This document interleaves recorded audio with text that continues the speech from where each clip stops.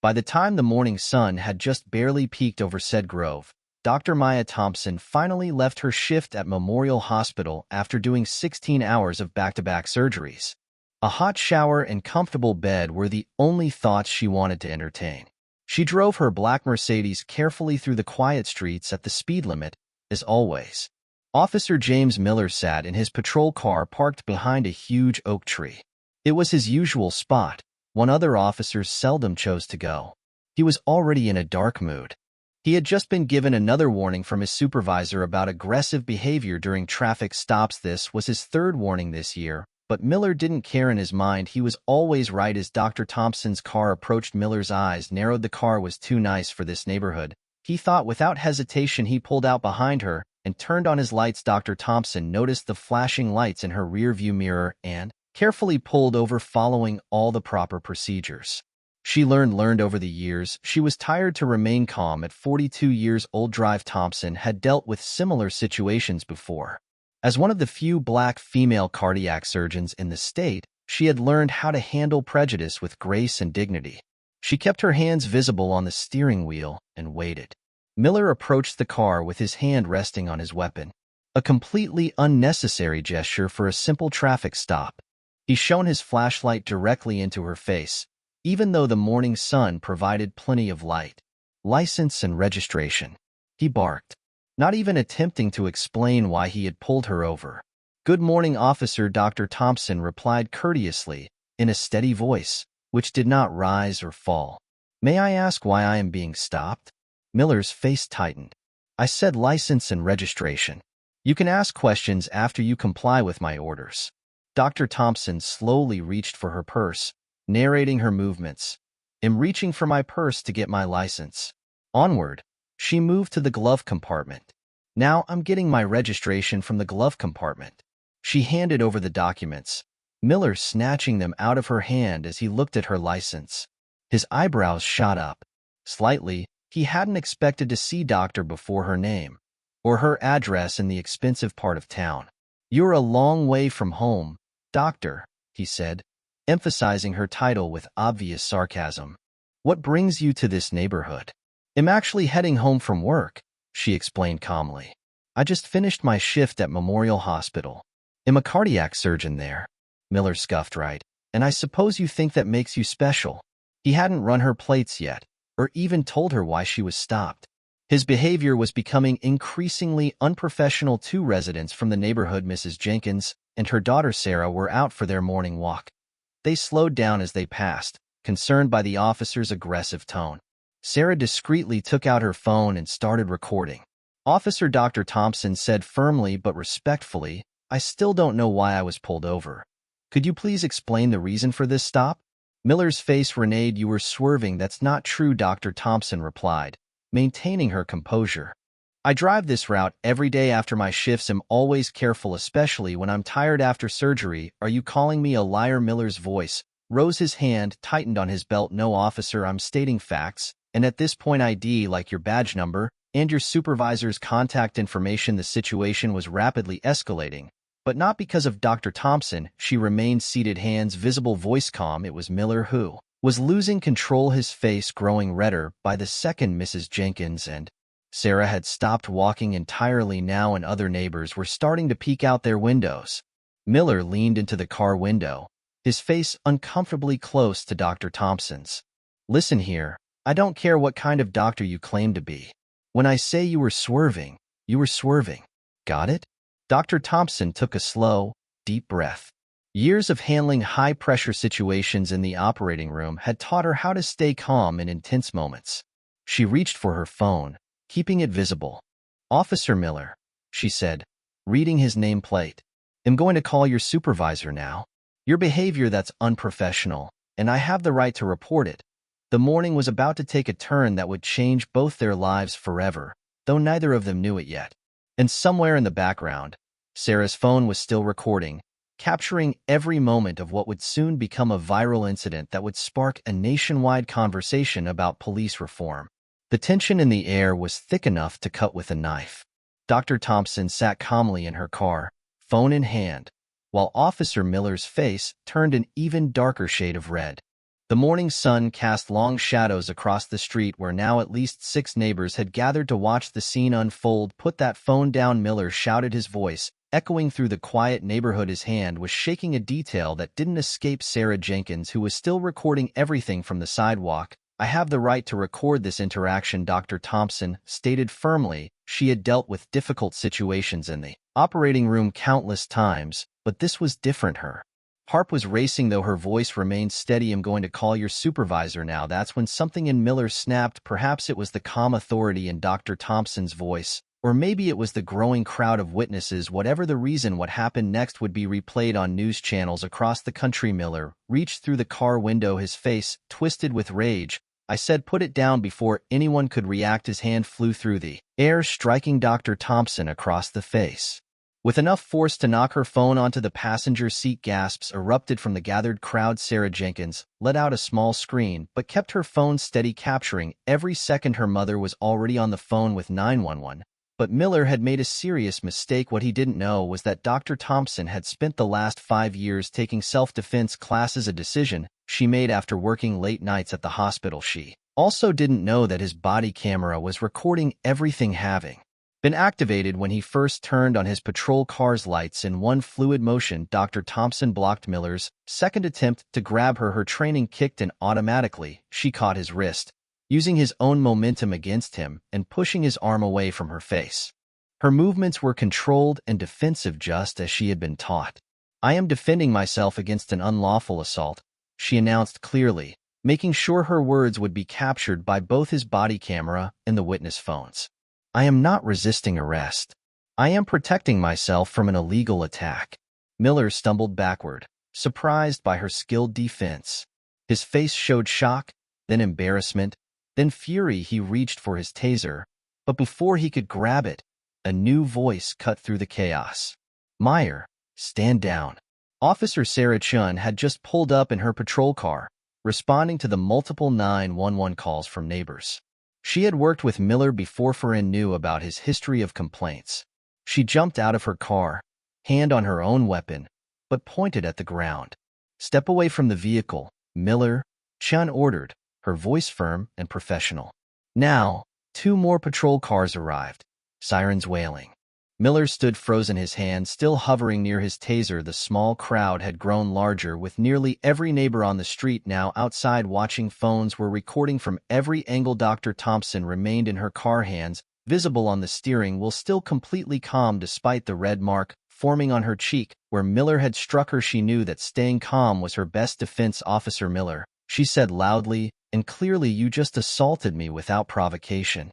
I'd like to press charges, and I want to speak to your supervisor immediately." Officer Chen approached the car with caution. "Ma'am, are you all right? Medical assistance is en route." "I'm actually a doctor," Dr. Thompson replied, finally allowing herself a small smile. "It'll be fine, but I want everything documented by now." Miller had backed away from the car, his face a mix of anger and fear as he realized what he had done. Officer Chen and another officer, James Rodriguez, moved to separate Miller from the scene.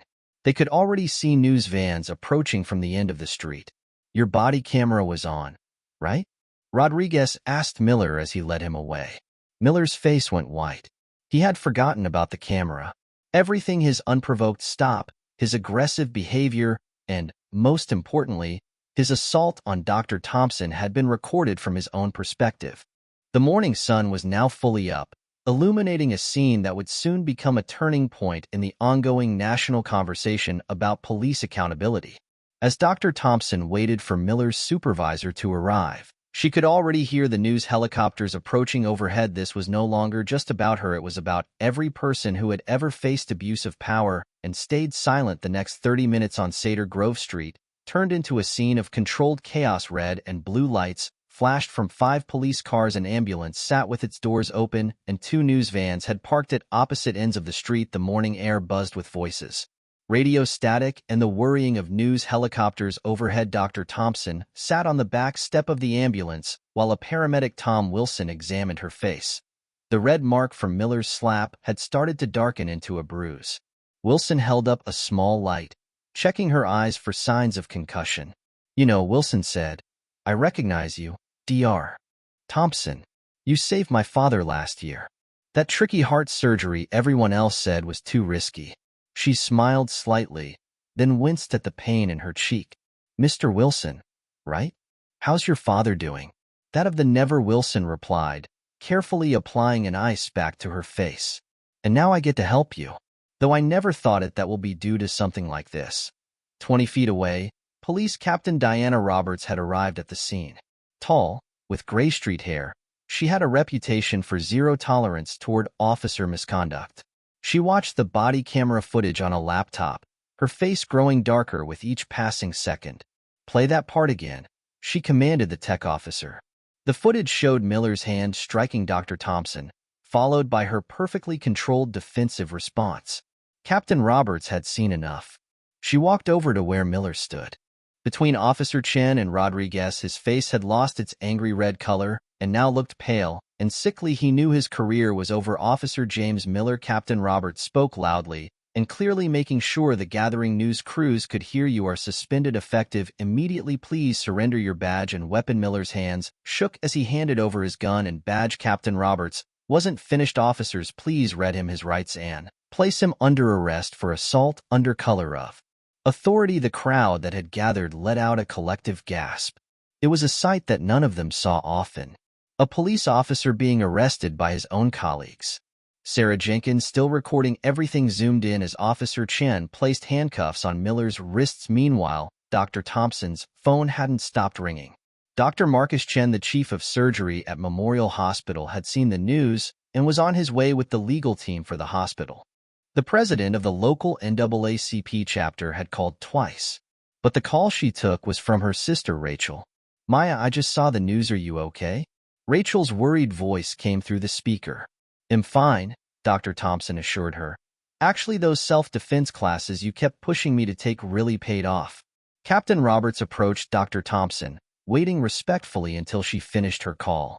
The captain's face showed genuine concern and professional determination. Dr. Thompson, she began, I want to personally apologize for Officer Miller's conduct. I have reviewed the body camera footage and combined with the witness videos, we have clear evidence of unprovoked assault. We're treating this with the utmost seriousness. Dr. Thompson nodded, still holding the ice back to her face. Thank you, Captain. But this isn't just about me. How many other has he done this to? People who maybe couldn't defend themselves or didn't have witnesses. The captain's face turned grim. We're pulling his entire record. Every complaint, every traffic stop, every interaction. This stops. Here the news crews had set up their cameras and reporters were trying to get statements from witnesses. Mrs. Jenkins was describing what she saw to one reporter, showing her daughter, Sarah, the footage on her phone. The video had already begun to make its rounds on social media. Dr. Marcus Chen, with 2 lawyers in tow from the hospital's legal department, arrived. He hastened over to Dr. Thompson, shock and concern for his star surgeon written across his face. Maya, this is terrible, but you handled it brilliantly, he said, before turning to Captain Roberts. I wanted it on record that Memorial Hospital stands in full support of Dr. Thompson and will provide whatever assistance necessary. As the morning wore on, the scene began to transform from a crisis to something else, a moment of change. People from streets around were gathered, carrying hastily made signs with supportive slogans for Dr. Thompson. Local leaders in the community were showing up. What had been a routine traffic stop became the catalyst for reform so many had been clamoring for over many years. Dr. Thompson watched it all from the ambulance step she was on, finally allowing herself to feel fully what had happened. She was tired, her face hurting, but she knew this was far from over. It was only getting started. By late afternoon, the story of Dr. Ja Thompson the video of Officer Miller slapping her and her control response had exploded across social media, having been viewed millions of times. Outside Memorial Hospital, where Dr. Thompson normally spends her days saving lives, upwards of 300 people had congregated in peaceful protest. Marcus Williams, a local community organizer, stood on the hospital steps with a megaphone. Today, we saw both the worst and the best of our city. His voice boomed out across the crowd. We saw abuse of power, but we also saw strength, dignity, and a community coming behind him together. In white coats and scrubs, hospital staff lined the steps. Many health signs reading, "We stand with Dr. Thompson and healers," should never need protection from police. News cameras captured every moment as passing cars humped in support.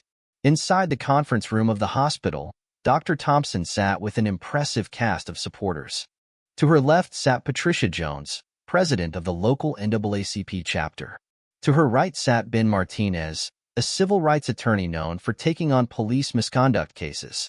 Dr. Marcus Chin, still in his surgical scrubs, paced the run while talking on his phone. "The support is overwhelming," Dr. Thompson said, touching the ice back to her bruised cheek. "But this needs to be about more than just me." Patricia Jones nodded firmly. "It already is. We discovered 15 other complaints against Officer Miller. In the past 3 years alone, most of them were swept under the rug, but not this time." Ed Martinez spread several papers on the table. "Those other victims are coming forward now. Your case has given them courage. 3 of them have already consented to share their experiences." Outside, the crowd had grown larger. Sarah Jenkins, whose video went viral, was giving an interview to a national news network. Her hands shook slightly as she held her phone, showing the reporter her footage. "I just knew I had to record it," Sarah explained. Dr. Thompson was so calm and professional, even when that officer was being aggressive. Then when he hit her, Sarah's voice cracked with emotion, but the way she defended herself while stating her rights, it was powerful. Back in conference room, Dr.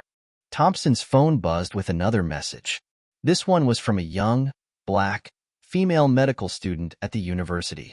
"Dr. Thompson, watching you stand up for yourself with such IGN gives me hope. You're not just saving lives in the ER anymore. You're saving our community."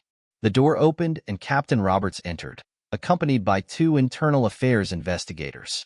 Their faces were grave but respectful. "Dr. Thompson," Captain Roberts started, "we finished our preliminary review. Officer Miller had his body camera turned off during several previous traffic stops, but we found enough evidence of a pattern. The department is preparing to make a formal announcement." Dr. Marcus Chin finally put down his phone. "The hospital board just finished their emergency meeting. They're offering full support, legal, medical, whatever you need. They're also launching a new program to train medical staff about their rights during police encounters." A knock at the door interrupted them. It was Mrs. Jenkins, Sarah's mother, carrying a large box. "Dr. Thompson, these are letters from the neighborhood. Everyone wanted to share their stories and support. Some have lived in fear of Officer Miller for years." Dr. Thompson opened the box, pulling out handwritten letters, cards, and notes. One caught her eye, a crayon drawing from a little girl showing a figure in a doctor's coat, standing tall against a mean-looking police officer. The words "my hero" were written in wobbly letters. Tears formed in her eyes, but she quickly wiped them away and looked around the room at all these people ready to help create change. She felt a different sort of strength. "Okay," she said, standing up. "Let's make sure this never happens to anyone else. What's our next step?" Patricia Jones smiled. "The city council meeting is tomorrow. They've already added police reform to the agenda. Would like you to speak." Outside, the crowd had started singing "We Shall Overcome." The sound drifted into the conference room, a powerful reminder that this moment was bigger than one incident, bigger than one doctor, bigger than one bad officer. It was about transforming pain into progress, fear of freedom. Dr. Thompson corrected her white coat and nodded. "I will be there. We all will." The county courthouse loomed large and ominous in the brilliant morning light of a Monday. Its marble stairs were full of reporters, supporters, and onlookers alike. It was 2 weeks from that incident, and today marked the first court appearance of Officer James Miller. Dr. Maya Thompson walked up these stairs flanked by her legal team and a host of supporters. Her bruise may have healed, but that fire in her eyes was bright and hotter than ever.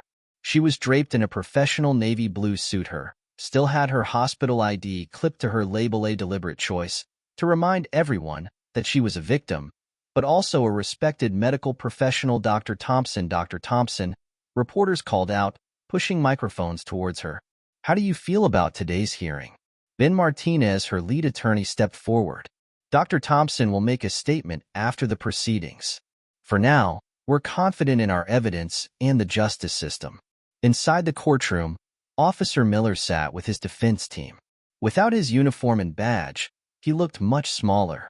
His face had taken on a pale and drawn look over the past fortnight as other victims came forward with similar stories of abuse. Judge Maria Ramirez took her seat in the courtroom.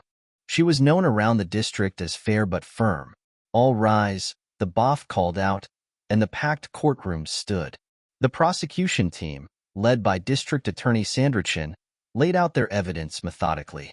First, they played Miller's body camera footage. The sound of his hand striking Dr. Thompson through the silent courtroom. Several people flinched. "Your Honor," Dachin began, "we have clear evidence of assault under color of authority, but this isn't an isolated incident. We have documented 15 similar complaints against Officer Miller in the past 3 years." She motioned to a group of people sitting behind Dr. Thompson. "These 12 citizens are here today ready to testify about their own experiences with Officer Miller. Each incident shows a pattern of aggressive behavior, racial bias, and abuse of power." Sarah Jenkins was called. In court, the first witness, now wearing her high school debate team pin for confidence, described what she saw that morning. Her viral video played on the courtroom's large screen. "Dr. Thompson wasn't doing anything wrong," Sarah testified, her voice clear and strong. "Officer Miller got aggressive for no reason when she asked for his badge number. He just hit her." The internal affairs investigator testified next, presenting their findings. "We discovered that Officer Miller had deliberately turned off his body camera during several traffic stops. However, dashboard camera footage from these incidents shows a disturbing pattern of behavior. During a brief recess, Dr. Thompson stood in the courthouse hallway with Patricia Jones from the NACP. Two of Miller's other victims approached them, an elderly black man walking with a cane and a young Hispanic college student. "Thank you, Dr. Thompson," the elderly man said, his voice shaking. "Last year, Miller roughed me up during a traffic stop. I filed a complaint, but nothing happened." Now finally someone's listening back in the courtroom. Miller's defense attorney attempted to paint the incident as a momentary lapse in judgment due to job stress. Judge Ramirez listened with a firm expression, occasionally looking down at the growing stack of evidence files on her desk. "Your Honor," the defense attorney argued, "Officer Miller has served this community for 12 years, during which time," Judge Rammer, he was cut off. "He accumulated more complaints than any other officer in the department." "Please, continue, Dr. Thompson." Finally, it was Dr. Thompson's turn to take the stand. She spoke clearly, professionally, just as she had when she spoke to medical conferences. She detailed what happened and how self-defense training had allowed her to defend herself while articulately spelling out her rights. "This is not about revenge," she said, addressing Miller. "This is about accountability and change. No one should be afraid of the people that are sworn to take care of them." As the hearing closed, Judge Ramirez made her stance very known. "Based on overwhelming evidence presented today, this case will proceed to trial. Officer Miller will stay under house arrest, and his passport was surrendered to the court." Outside the courthouse, the crowd was even bigger. Dr. Thompson stood before the microphones, her legal team, and supporters behind her. "This is just but the beginning," she said. "We're not only seeking justice for one incident, we're fighting for a system where power comes with responsibility, where a badge doesn't mean immunity, and where every person is treated with dignity regardless of their skin color." Applauses erupted from the crowd as the sun set.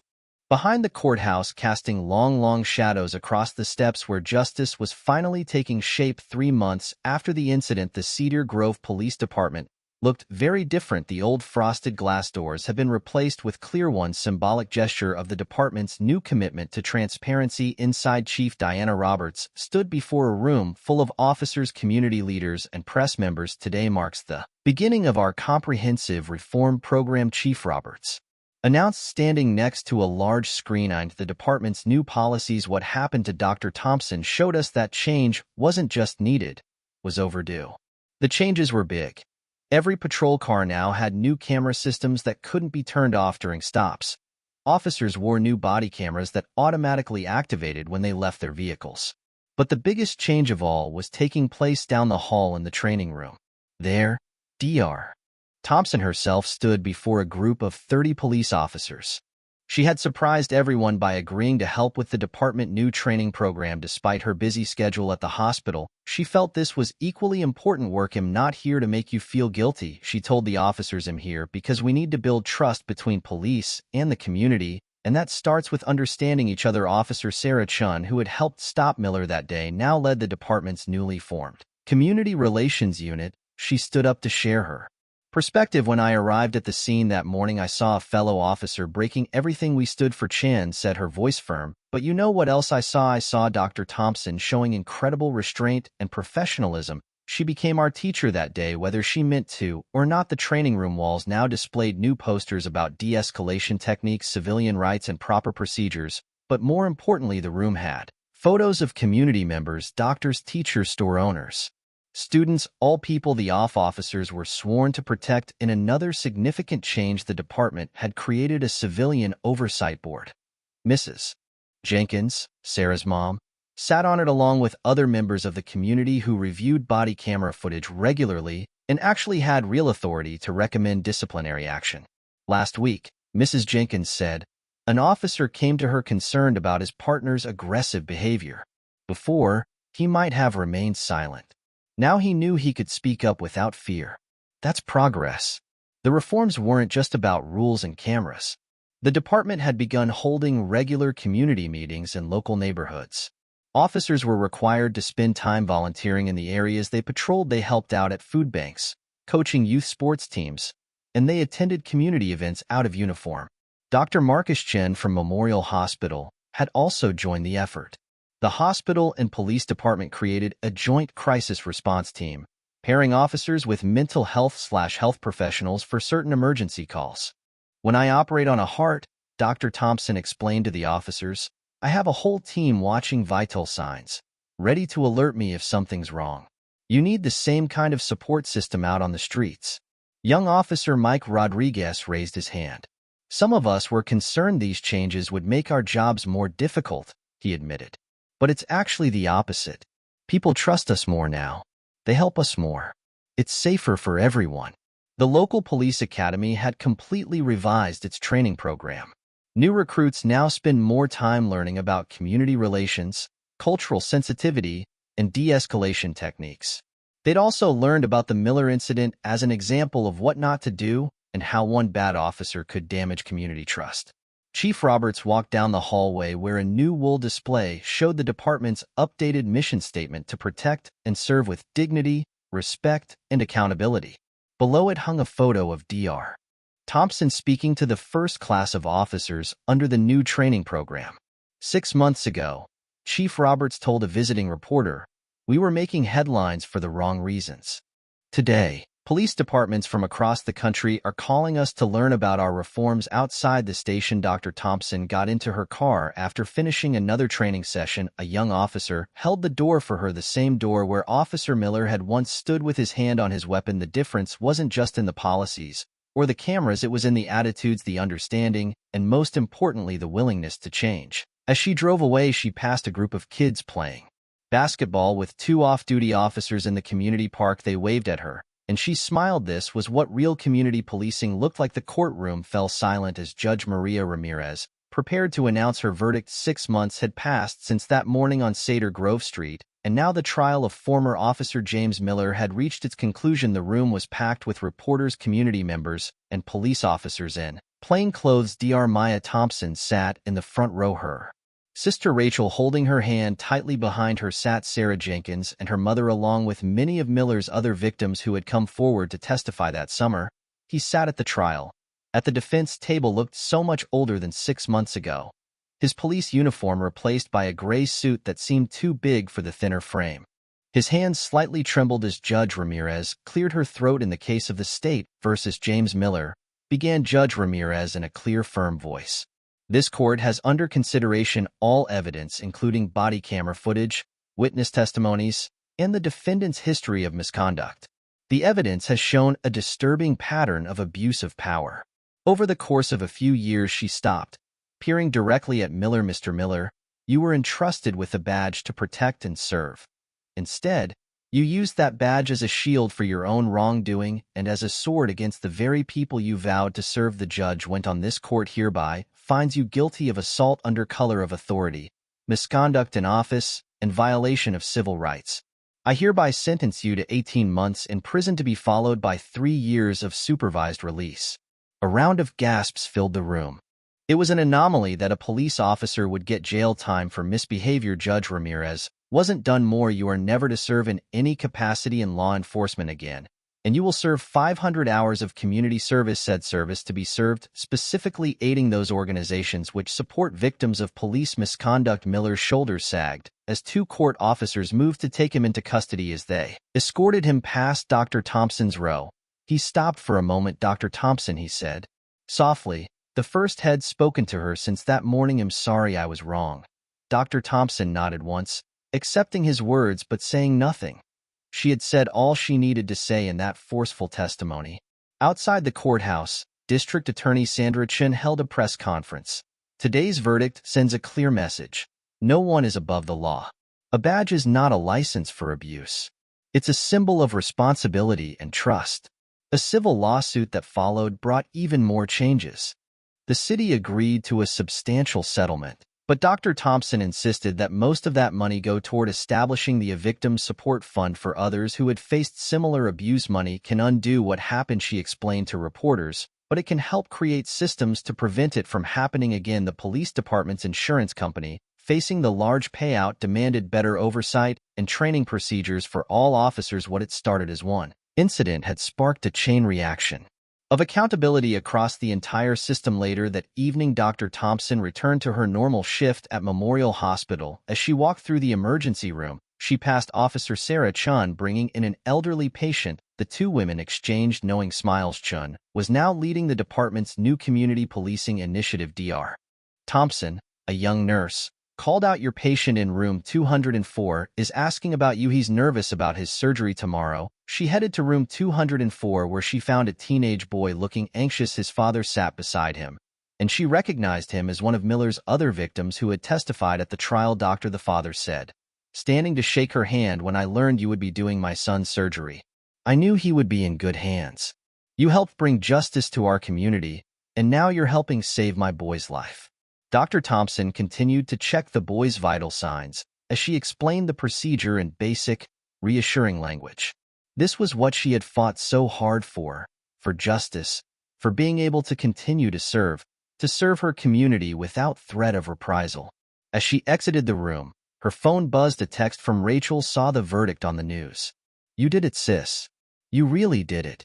Dr. Thompson smiled as she put on her surgical mask, ready for another night of saving lives. Justice had been served, but her work, both in medicine and in advocacy for change, was far from over, and that was exactly how it should be. 1 year had passed since that life-changing morning on Cedar Grove Street. Dr. Maya Thompson stood at a podium in the city's main conference center, addressing a room full of police, cadet, veteran officers, and community leaders from across the country. Change doesn't come from one incident, she said, her confident voice carrying through the room.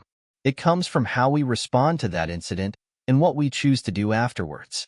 The conference was entitled Building Trust, Police and Community United, and it had attracted attendees from 50 cities. What had transpired in Cedar Grove had become a standard for police reform across the nation. Sarah Jenkins, now a college freshman majoring in criminal justice, sat in the front row. Her viral video from that morning played on the large screen behind Dr. Thompson, but now it was being used as a teaching tool rather than evidence of wrongdoing. Look at the difference a year makes. Dr. Thompson continued, gesturing to Officer Sarah Chun, who now stood beside her. Last year, Officer Chun had to arrest one of her fellow officers. Today, she leads our city's most successful community policing program. Officer Chun stepped forward to share her own experiences. We've had 0 incidents of excessive force this year, she reported proudly. Our complaint rates are down by 85%, and citizen cooperation has increased by 70%. In the audience, Mrs. Jenkins nodded in approval as head of the Civilian Oversight Board. She had watched these changes happen firsthand. Her board now included teachers, social workers, and even a high school student representative. The reforms didn't stay contained within the police department. Memorial Hospital, where Dr. Thompson was still saving lives, had implemented a special program for treating victims of trauma due to police encounters. They treated both physical and mental health, free of charge because of the victim's funds set aside from the settlement of her lawsuit. Last month, Dr. Thompson said, "I did surgery on one patient. He told me something interesting. He said he used to be afraid when he'd see the police drive around his neighborhood.